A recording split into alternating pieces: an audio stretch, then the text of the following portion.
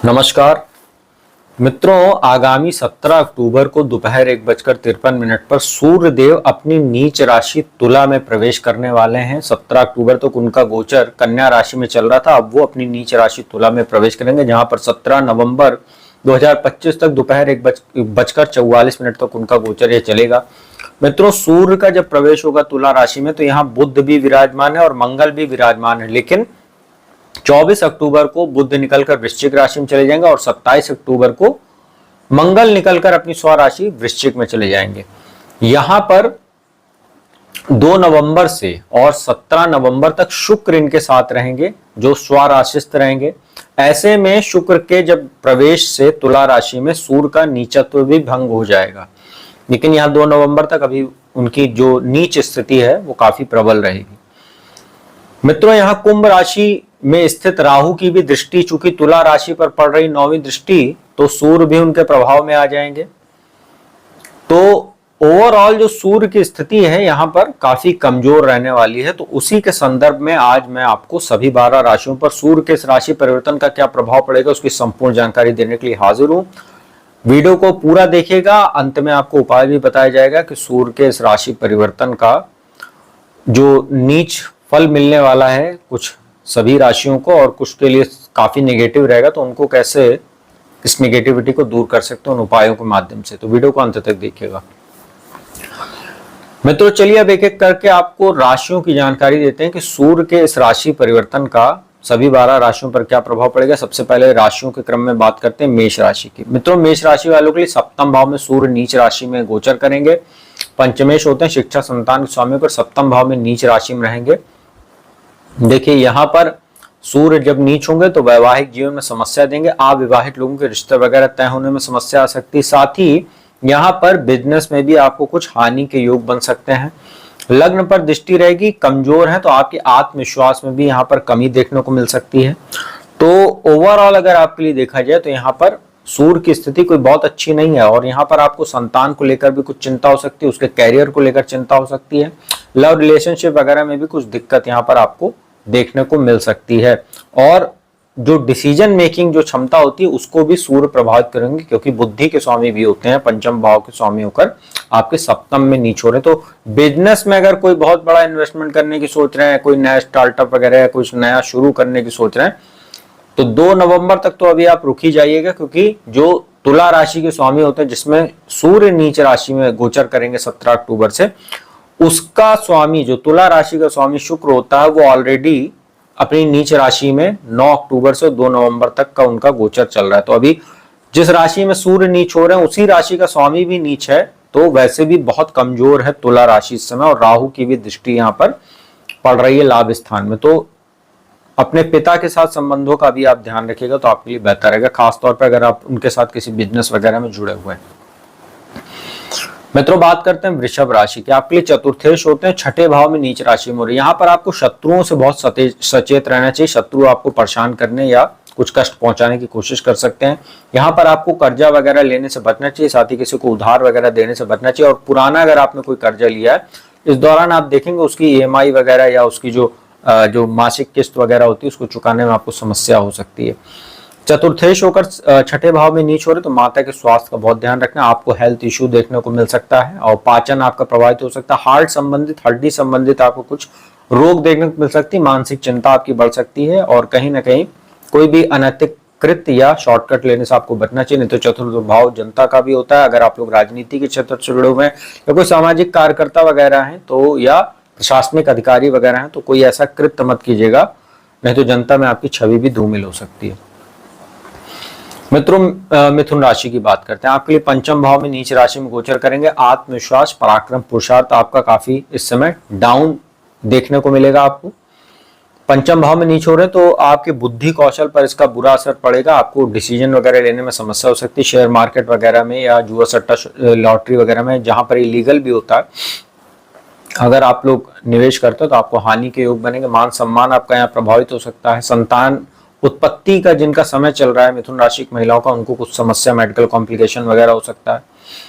और यहाँ पर आपको हेल्थ इश्यू भी देखने को मिलेगा और कहीं ना कहीं कुछ लव रिलेशनशिप में भी ये दिक्कत देने का काम करेगा। तो मिथुन राशि वालों के लिए भी गोचर कोई बहुत अच्छा नहीं। कर्क राशि वालों की बात करें, आपके लिए धन के स्वामी होते हैं सेकंड हाउस के, और फोर्थ हाउस में नीच राशि में आ रहे हैं। तो आपको क्या करना है कि यहाँ पर अपने सेविंग्स का बहुत ध्यान रखना। अचानक खर्चे बढ़ जाएंगे अननेसेसरी, आप कुछ ऐसा परचेज वगैरह कर सकते हैं, जैसे वाहन वगैरह परचेज करने का मन बना रहे तो अभी रुक जाइए 1 महीना तकरीबन, या आप 2 नवंबर तक तो रुक ही जाए, क्योंकि 2 नवंबर के बाद यहाँ शुक्र आकर यहाँ पर मालव्य महापुरुष राजयोग बनाएंगे तो आपके लिए स्थितियां बहुत बेहतर हो जाएंगी। और लग्न में तो 18 अक्टूबर से बृहस्पति आई जाएंगे, हंस नाम का महापुरुष राजयोग बनाएंगे, तो आपके लिए स्थितियां उतनी बुरी नहीं है जितनी कुछ राशि बाकी राशि वालों के लिए हो सकती है। लेकिन यहाँ 2 नवंबर तक आप अभी भी रुकिए जब तक शुक्र नहीं आ जाते हैं। तो प्रॉपर्टी आदि में निवेश करने के लिए बहुत उत्तम समय नहीं है 2 नवंबर तक, अभी आप रुक जाइए। वाहन वगैरह खरीदना चाह रहे हैं तो भी आपको रुकने की सलाह दी जाती है। बहुत ज्यादा आवश्यक ना हो तो रुकने की सलाह आपको दी जा रही है। आवश्यक है तो आप मुहूर्त वगैरह देखकर, आप पूजा पाठ करवाकर, किसी ज्योतिषी से कुंडली वगैरह विश्लेषण करवाकर आप ले सकते हैं। जनता में आपकी थोड़ी सी प्रसिद्धि घट सकती है अगर आप राजनीति के क्षेत्र से जुड़े हुए हैं या आप कोई वाणी संबंधित काम करते हैं, तो आपको बहुत सतर्क रहना चाहिए। अपने वाणी का बहुत ध्यान रखिएगा, क्योंकि वाणी के स्वामी होकर नीच हो रहे हैं। परिवार में भी कुछ मतभेद वगैरह या प्रॉपर्टी को लेकर कुछ छोटे मोटे वाद विवाद की स्थिति बन सकती है, तो आपको सचेत रहना चाहिए। बात करते हैं सिंह राशि के। आपके राशि के स्वामी होकर तीसरे भाव में सूर्य नीच हो रहे हैं, तो आत्मविश्वास कॉन्फिडेंस आपका जो है थोड़ा सा लो रहेगा, मान सम्मान को हानि पहुंच सकती है। और यहाँ पर पिता के स्वास्थ्य का ध्यान रखना, उनके साथ संबंधों का ध्यान रखना, छोटे भाई बहनों के साथ संबंधों का ध्यान रखिएगा, पड़ोसियों के साथ कोई अनबन ना हो इसका आपको ध्यान रखना चाहिए। यात्राएं करने से आपको फिलहाल बचना चाहिए, बहुत आवश्यक ना हो तो यात्राओं पर ना जाए, नहीं तो आपको नुकसान हो सकता है। कन्या राशि की बात करते हैं, आपके धन भाव में खर्च के स्वामी होकर और धन भाव में नीच के होने जा रहे हैं। अननेसेसरी खर्चा बढ़ेगा और दिखावे पर आप ज्यादा खर्चा कर सकते हैं, बेफिजूल की चीजों पर आप खर्चा कर सकते हैं। यहाँ पर आपके परिवार में भी कुछ मतभेद होगा। वाणी आपकी काफी इस तरीके की हो जाएगी कि आप बिना सोचे समझे कुछ ऐसा बोलेंगे, जैसे अज्ञानतावश कुछ ऐसा बोलेंगे जिससे आपकी मानहानि हो सकती है। साथ ही वाणी संबंधित जो लोग काम करते हैं उनकी नौकरी वगैरह छूटने की भी संभावना यहाँ बनेगी। अष्टम भाव पर दृष्टि है तो हड्डियों में दर्द वगैरह हो सकता है, दुर्घटना के योग बन सकते हैं। गाड़ी वगैरह चलाते समय सावधानी बरतिएगा। और आंखों में भी कुछ दिक्कत यहाँ सूर्य नीच राशि में बैठ के दे सकते हैं, आपको अपनी हेल्थ का बहुत ध्यान रखना है। तुला राशि की बात करते हैं, लाभेश होकर लग्न में और लग्न में ही नीच हो रहे, लाभ में कमी, मान सम्मान में कमी, वैवाहिक जीवन में समस्या, बिजनेस में आपको फ्लक्चुएशन दे सकते हैं। और लग्न पर जब जो है सूर्य का गोचर होता है तो हड्डी में दर्द या सिर दर्द, आंखों में दर्द जैसी समस्या भी आपको देखनी पड़ सकती है, तो हेल्थ इशू भी आपको यहाँ पर रहेगा। वृश्चिक राशि की बात करते हैं, आपके दशमेश होकर लाभ 12वें भाव में नीच हो रहे हैं, तो यहाँ पर आपको लीगल मामले, अगर आपको कोई मामला चल रहा है तो उससे आपको समस्या हो सकती है, उसकी वजह से आपका खर्च बढ़ सकता है। विदेश यात्राओं से आपको अभी बचना चाहिए, अननेसेसरी खर्चा से आपको बचना चाहिए। शत्रु आपको परेशान कर सकते हैं, किसी के वाद विवाद में आपको नहीं पड़ना चाहिए। आंखों में कुछ दिक्कत हो सकती है, अनिद्रा की शिकायत हो सकती है, माइग्रेन, हड्डी में दर्द, सिर दर्द जैसी समस्या, इन सब चीजों से दो चार होना पड़ सकता है। कर्ज लेकर आपको अपने शौक पूरा करने से बचना चाहिए, नहीं तो वो आगे जाकर आपके लिए समस्या खड़ी कर सकता है। धनु राशि की बात करते हैं, भाग्य स्थान के स्वामियों का लाभ स्थान में नीच के हो रहा है, भाग्य में कमी देखने को मिलेगी।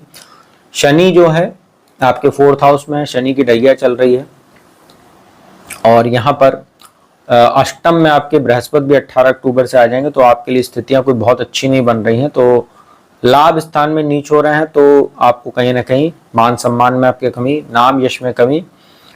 आप चाहे जॉब करते हैं चाहे आप बिजनेस करते हैं तो आशानुरूप आपने जो लाभ की अपेक्षा की होगी उसमें कमी देखने को मिलेगी। पिता के साथ संबंध प्रभावित होंगे, उनका स्वास्थ्य प्रभावित हो सकता है। पंचम भाव पर दृष्टि रहेगी तो यहाँ पर भी आपको कुछ दिक्कत देखने को मिल सकती है। संतान के साथ कुछ मतभेद हो सकता है। तो ओवरऑल आपके लिए स्थितियां कोई बहुत अच्छी नहीं है, इसका आप ध्यान रखिए। मकर राशि की बात करते हैं, आपके लिए दशम भाव में नीच राशि में सूर्य, वैसे तो यहाँ दिग्बली होते हैं लेकिन कमजोर हैं, अष्टम के स्वामी होते हैं, दशम में कमजोर है, कार्यस्थल पर समस्या आ सकते हैं, अचानक आपका स्थानांतरण वगैरह हो सकता है, किसी कारणवश आपका डिमोशन हो सकता है। अगर आपने प्रमोशन की आशा लगाई होगी तो उसमें डिले हो सकता है। अपने जो बॉस या कलीग्स आपसे हैं उनके साथ कुछ मतभेद हो सकता है। 4th हाउस पर दृष्टि है तो माता के स्वास्थ्य को भी प्रभावित करेंगे, मानसिक चिंताएं बढ़ाएंगे। घर में कलह वगैरह की स्थिति भी हो सकती है क्योंकि 4th हाउस पर दृष्टि है। प्रॉपर्टी या वाहन आदि खरीदने के लिए भी कोई अच्छा समय नहीं है। जब शुक्र यहाँ पर आ जाएंगे 2 नवंबर को, मालव्य महापुरुष राजयोग बनाएंगे, तब आपके लिए स्थितियां बेहतर होने लगेंगी।